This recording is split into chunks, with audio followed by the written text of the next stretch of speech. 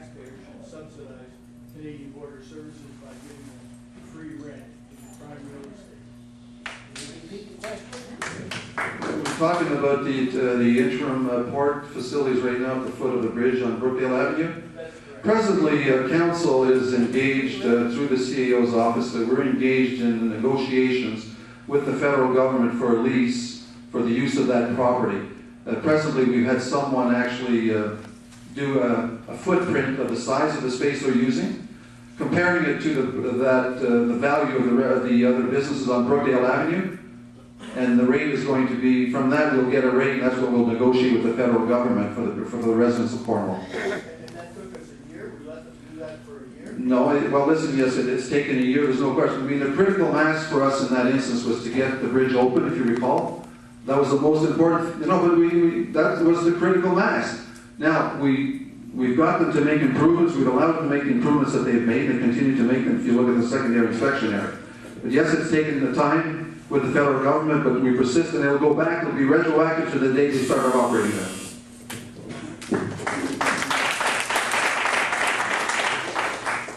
Without having it at my fingertips and going back into the archives, just to address the important question that you're asking, Councillor Mary Ann Hugg and myself brought forward a motion to try and put some pressure on it because we felt we were owed and we had the leverage to do it.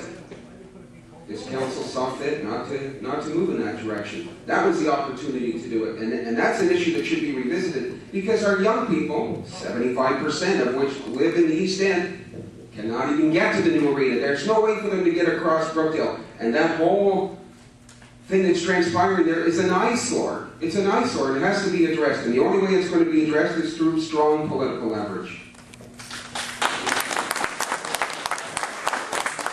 Fifth question. Yes. Schools for children with special needs. A lot of schools are closing, and you're moving kids into schools that are making more students and harder for teachers to deal with kids with special needs. What are you guys going to do about that?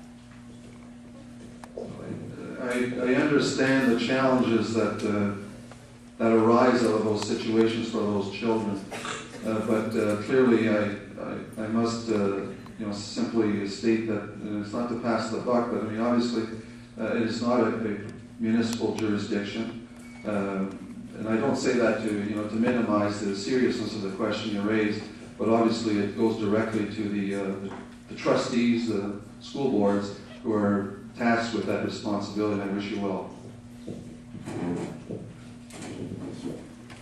Your problems are our problems. We are all in this together.